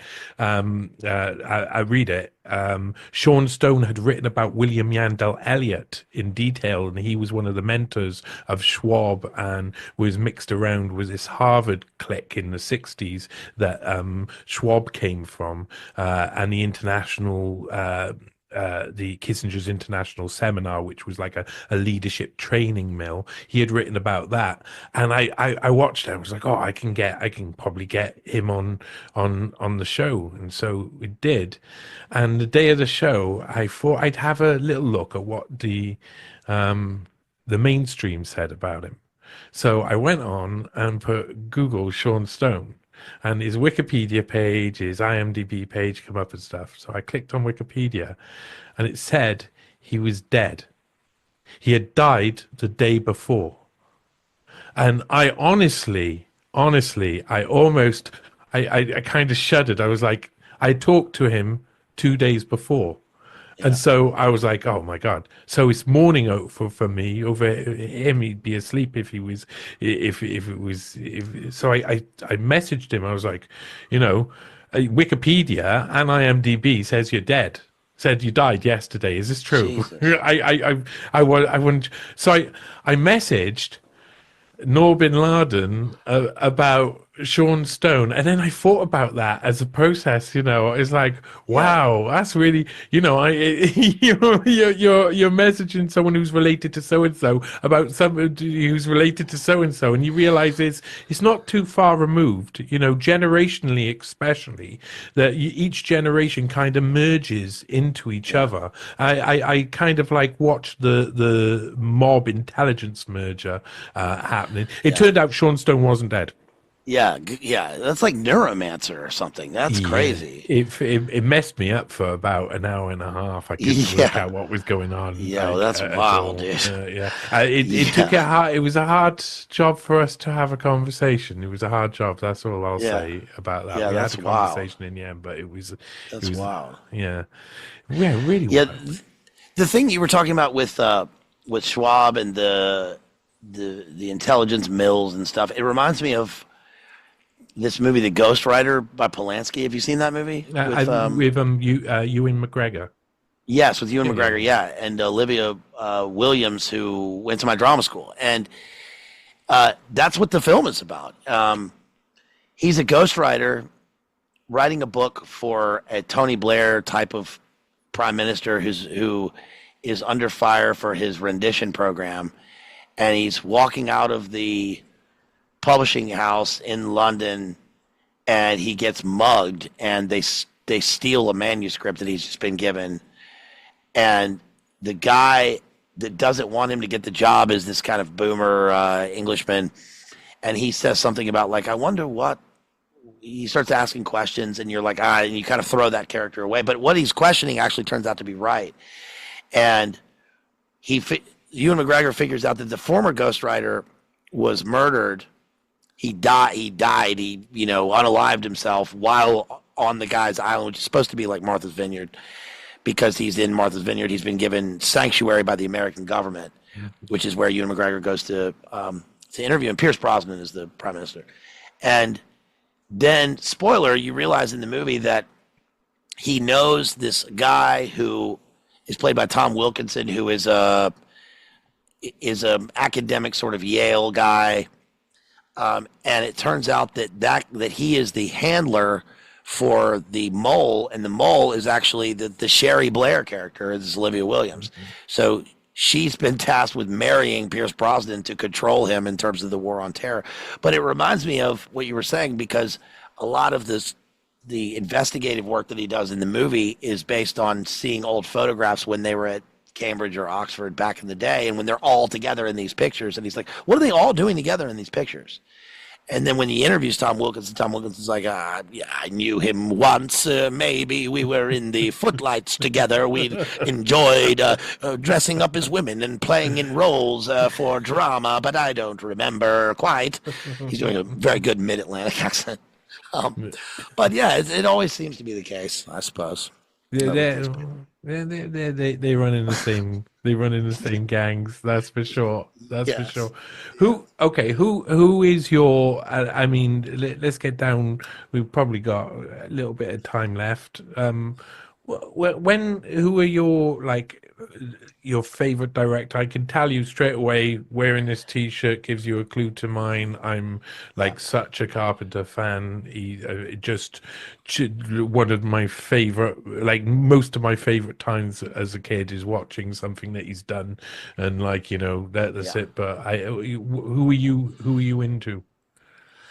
Well, right now, I think that there's been a real movement with the directors, the European directors and directors outside of the United States. Denis Villeneuve, who is, I guess, French-Canadian, Alfonso Cuarón and Guillermo del Toro, sort of had this movement in the 2010s, and now they are sort of leading Hollywood. And I think that I went back and watched Gravity, Alfonso Cuarón's Gravity, and it's not great. It accomplishes what it's supposed to, which is like this evolutionary tale of a woman transforming herself back into, transcending back into this new species on Earth to escape her trauma. But the way the movie's done, I liked it. I loved it when I saw it. And then when I go back and watch it now, I think it's just comical. Why would they put her in space? Well, maybe that's exactly what they would put in space. But that guy also made Children of Men, and Children of Men is coming true now in a bigger sense. The whole movie centered around Fugees, right? Refugee cities within Metropolis, and it seems to be coming true. And depopulation is a big part of it. It seems to be coming true more now than it ever was when it came out in 2006. I really like Denis Villeneuve. I've liked him since he did his early films, and I think that Prisoners and Enemy are both fantastic films, but I like everything that he's done. I think that Dune 2 is a huge Hollywood sweeping saga that he did exactly right. And I never liked Dune before that. Yeah, same here. He made me buy into it fully, and I see that as a continuation of classic Hollywood with new themes and with a new vision that I don't really see anywhere else. I think that the tendency is that something like A24 has gone so far now into it, how successful it is, that it's almost going to experience this huge backlash because it all ends up being sort of empty. But I think that horror movie directors are really having a moment. Robert Eggers just did Nosferatu, which I thought had good parts to it, but it's so dark. And so kind of grody that it ends up losing its foundation. The Witch was a fantastic movie, which is also incredibly dark. I love that movie. That was special. It is. And it's what I think is refreshing about these directors. I don't agree with what with their vision and what they push, but I think it is refreshing to see that there are movies now that are they're depicting the very thing that you were afraid it's going to be. So the apotheosis of the witch at the end of the film, with Wouldst thou like to live fergaliciously, right? The taste of butter Remove thy shift. Why does Yeah. that turn me on? Yeah, right. I mean that and Hereditary. Hereditary is a Oh, that's an purely amazing. satanic movie. That But is an I can't, amazing. Paimon is but it's just so like the well idea done. of it is so Yeah, scary. It's just it is. terrifying, It and is the terrifying. way it unfolds is just Yeah, it's trauma. It gives you trauma. it It's is. And traumatic. I think that, it's saying something to, if we're, if horror movies are sort of the bread and butter of Hollywood because they're cheap to make and they have a built-in audience, then that is the fact that they've gone into true, not necessarily factual, but true occult territory is terrifying, but also at least on the other side, it's out in the open for me to see and to go, look, this is exactly what they're putting here. This is exactly what's in the film. There's no denying the symbolism. It's right there in the open. So I see that as kind of weirdly there's both a positive and a negative movement to that. Other than that, I don't know. I don't know. Again, I think we're in kind of a stasis with films. I mean, my favorite filmmakers, my favorite movie, it's not really filmmakers, but it's movies, over the years, I think are sort of disparate. They have similar themes, but, I mean, one of my favorite movies is Point Break, and that's It's classic. Yeah. yeah, it's so good, but I don't I know want where to movies watch it right now. Now you've just put it into my. you talk, give me two, right? Yes, it's so good, and I think that Hollywood is going to have a new movement that comes out of the current political climate, for better or for worse or whatever that will end up being. But at least it will have more substance, because the things that have been pushed in terms of movie making with so-called substance are actually just this kind of this shallow diving board. I think that Nicholas Winding Refn makes pretty visceral movies. I like neon-looking synthwave movies. I can watch any movie about an end-of-the-world, post-apocalyptic survival situation. Anything with with traditional good guys and bad guys, I think is good. I think that And it's people 10 should. times better with synth. Yes, yeah. I mean, look, the if people haven't seen Too Old to Die Young, the series by Nicholas Winding Refn, which is like Drive times 10, it's an incredibly dark, like Lynchian, neon-soaked story about cartels and hitmen, and it's very dark, but it is a new kind of cinema, and I think that that something has to change. I was really looking forward to Megalopolis. I thought that was going to change something, and it didn't. It was. I hated it so much. I really didn't like it. I've always liked Ridley Scott movies, but a lot of these guys are getting old. They're so old, and there has to be a new generation of filmmakers and artists who have a new vision and something that's more. Are they not? Have they not? Is there not many of those around? Have they? Do we just keep going back to the old classics? Well, the problem is, I think that you were talking about funding earlier, and for movies, and the problem is that you remember what Frank Zappa said about the music industry, which was that, like, in the old days, you had some suit sitting somewhere and he put out the hits and everything, but he was also like, we're going to give, we'll give 50 grand to this artist and we'll put them out, we'll see where it goes. It might be good, and it was like, there was experimentation because that was allowed in the budgets. And that ended up, like, for instance, when they made 60s music, that ended up getting pushed. And then David Geffen did his whole thing.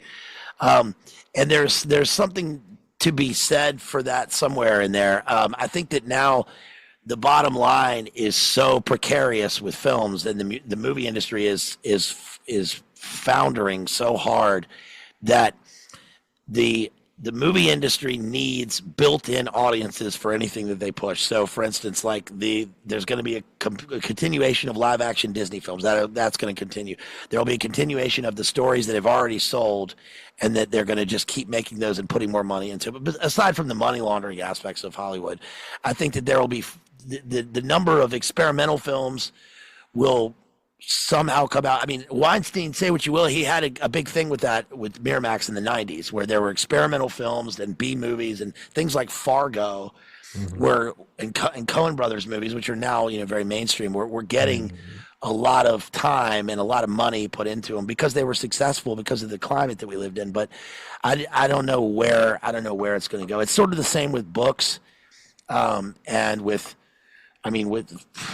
books or with high literature, like with poetry, or it's just there has to be someone who change everything, which is why someone should publish my book of poems. Yeah. We get to it in the end. We get to it. Yeah, that's right. It. No. Another question I got for you is your just the best foreign movies you could advise for somebody to watch.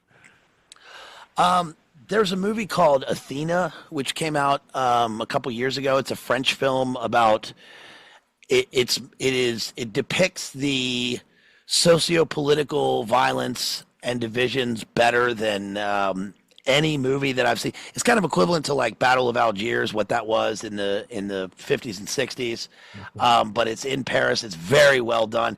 The French movie A Prophet, which came out in the early 2000s, is fantastic. The Lives of Others, the movie about the Stasi, is very good.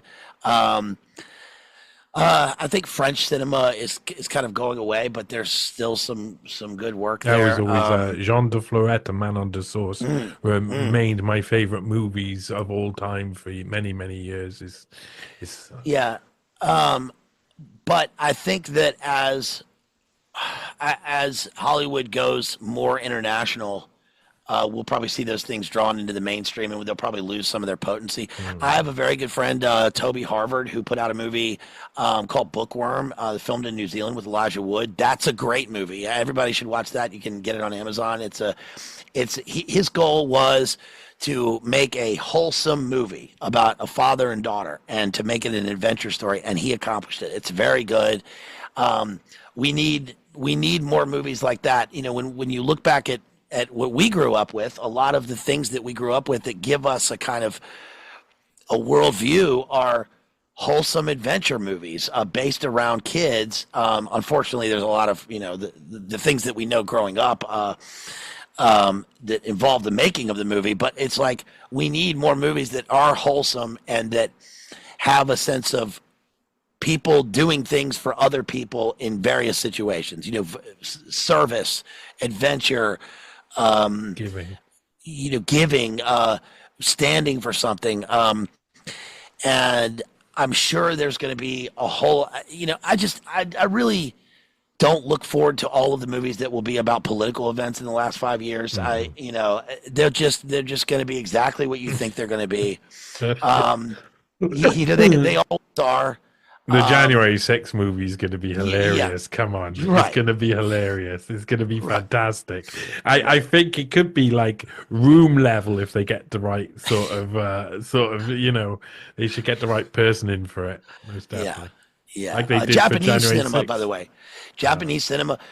Korean cinema of the 2000s was very good, with Lady Vengeance and Bittersweet Life and movies like that. Old Boy. Then eventually that got co-opted in the United States remake. But I don't know. I think humor, there's got to be a comedy. Comedy is so hard to make. A comedic film is so hard to make, and because it can't just be of the moment, it can't be playing for laughs. They get dated so quickly, but there will be some sort of comedy that comes out in the next, couple of years that will set the tone for everything, and that will be a well done satire. But I think the internet is where to look for these things. The internet culture has jumped. The internet has jumped so far ahead of films that when you watch films that are based on internet things, like for instance, watch the new Batman, right, with Robert Pattinson, and the bad guy is the good guy for like 90% of the movie. Yeah, I like him. Right, and then he's a live streamer, and then when they show his screen and who's watching his live streams, there's 5 people watching, and the screen names are all like Patriot 9, Patriot 4, Yeah. like, and you're like, what? Where's Barfy Man? Where's the Honkler? You gotta, so. Oh man, There Will Be Blood is another one where he was just amazing. Oh my God. I mean, Yeah. that is an Yeah. amazing actor. And that one with Daniel Radcliffe, dead Daniel Radcliffe. Is that? Yeah. Well, Daniel Day-Lewis went to my drama school. He went to Bristol Vic. Yeah. And the funny thing with him is that when you look online, when you look up anything about Daniel Day-Lewis, it's everything that they say about him is fictional. Mm-hmm. So when they say he's a method actor, and when he was filming Lincoln, he refused to get out of his Lincoln costume, and everyone had to call him Lincoln on the set. It's like, I know straight up that that's false. He filmed it in Richmond. He was in restaurants downtown. He was in his normal clothes, and it's not method acting. Brian Cox had a recent thing about that. Americans have an obsession with method acting and what that is. It's not. On the other hand, I think that I predict that Jeremy Strong will win Best Supporting Actor at the Oscars because he plays Roy Cohn in the movie The Apprentice, about Trump, and Sebastian Stan was also nominated. And that, I thought that it would be terrible, but it's actually a very well done movie. It's really, really good. And he is Roy Cohn in the movie. And they go into the blackmail operations. They go into the after parties. So it was pretty well done. Yeah. I don't want any of those after parties. No, definitely not. No. Oh man, no. Versus the. I always think it's funny if you've seen the Oliver Stone W movie about George W. Bush. Yeah, but that's hilarious. There's the scene where he's getting hazed at Skull and Bones, and that's pretty funny. That's a good movie. I like it. I think there'll be I think there's going to be lots of Jeffrey Epstein and P. Diddy movies in 10 years, Yeah. Maybe not quite yet, but in 10 years, it'll be all over the place. Yeah. Yeah, and they'll be as revelatory as you think they'll be. It'll be totally a limited hangout, times a million. I'm interested in the declassified documents that are coming out, the MH Chaos and COINTELPRO and all this I stuff. think a lot of this is going to be, this is really clever. This is just, it's going to flood the zone. They're just going to flood the zone with it's fifth generation warfare all the way. It's instead of having constant censorship, which is hard to do once you get AI to a certain point, AI can already defeat AI in mentally, if you get what I mean. You can't hide things anymore. It's hard to censor things, and you're going to have.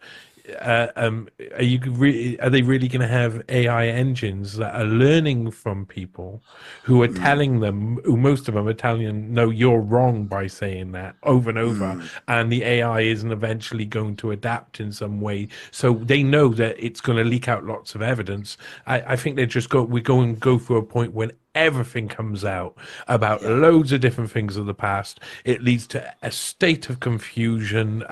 There's a point where it was when I started writing, and when I started being doing journalism, that was it was maybe 5-10% of people were kind of anti-establishment properly.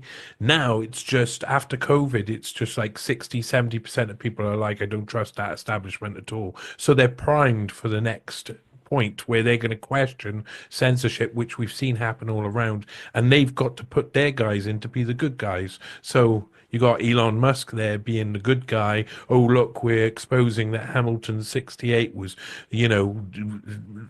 hiding everything, and it's all the neocons. Don't worry, we're in charge now. We won't let you down. And it's going to be the same thing. It's right. Interesting. We're heading towards a world where AI is going to be indistinguishable from magic, and the majority of people are probably going to fall for it. They will love the magic and lap it up, and it will decide our societies. It will allow them to drive forward things. They've said this themselves, but there's there's two things that I've seen recently that make me think that we're entering into something that we have no idea in very, very near future as well. I mean, don't it shouldn't mean we all start like burning our own houses down and going out and stabbing immigrants or whatnot. But the whole world is kind of like going to change. AI is reaching a point where Schmidt said recently, if you want to create a bit of code at the moment, you go to AI and you say, I want to create this code to do this thing. It goes blah, blah, blah, blah, and it spits out code at you. That's really useful. I mean, back in the past, people used to have to write all of that code, so that's already knocked it down. He said that we're within the next couple of years, you're going to be able to say to AI, give me a version of the platform X or the platform TikTok. Give me a complete coded version of it, and boom, you can even ask it to code it differently so it can get around any copyright law, and boom, you've got yourself anybody being able to create massive platforms that automate responses, have bots all through them to populate them at first, bots which are indistinguishable from people, and suddenly we end up with rooms full of bots all talking to each other, and we enter into it and we don't even have a clue what's going on anymore. So I think we're at a point where they also say something they posited, Kissinger and Schmidt also said it, they are going to give us this idea, it knows better than us, and yet it'll still be humans programming it. So we know that. And then also saying, you're going to have something, first of all, maybe it'd be an earphone, maybe then it's in your head, and it's your symbiotic sort of like AI pal who's going to help you through life.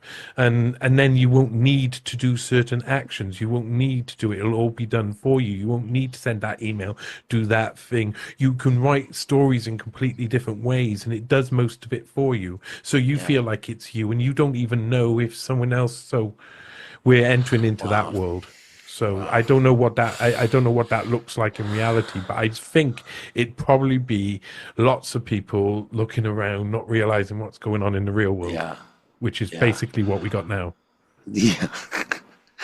Well, wonderful. That sounds great. Oh God. Yeah, I didn't mean to make it sound like that. No, that's wild. We can't control it. We really can't control it. What we are on a ride right now, just like the greats of comedy would tell you. You're just on a ride. You're just going along, and you know that you have no control over it. We can wave our arms around all we like, but while the military and the industrial intelligence complex and globalism, I'm not sure they care about anything. They're automating it all, and once we're automated, it'll go into something different, which we're going to Dune World. Yeah, well, I mean, the question is, will they have chocolate? Because if they have chocolate, I'll grin and bear it, like we grin and bear. You'll think it's chocolate. You'll think it's chocolate, but it's choplet, and it's chopped human synthoid meat. Oh, that's so that's what happened to the black people. I should have seen it coming. Yeah, no. Honestly, I have to say this conversation has been fun, man. I've enjoyed it. Yeah, thank you for coming on and having a conversation. I hope you come on a Truth Bomb once I've got it up and running a little bit too. Yeah, thank you so much for having me. I really appreciate it. So tell people where they can find you and what's going on then. Yeah, find me at Bazed Lit Analyzer at YouTube. Make sure you like and look at my streams. I've got going all the way back. I've covered pretty much all every era of English literature, and every whatever movie you're looking for on there. I've got a pretty long analysis of it. So Bazed Lit Analyzer at YouTube, and please hit that sub, and everybody stop on by for a live stream sometime. Definitely, I agree. it's like impressive to watch you go, and you think about things in ways that I makes me think about other things and so on and so forth. So it's like watching. I could watch, and it is the type, because you have got long talk throughs of stuff. So it tends to be a lot of people like that. People probably my age who are listening in the background, but then can watch it twice or three times because there's so much in it, and it's so honestly, I mean, these movies, they'll get you. That's for sure. Appreciate that, man. Thanks so much. All right, thanks for coming on, and we'll speak again soon. Yeah. Okay, buddy. Good to talk to you. Peace. Peace.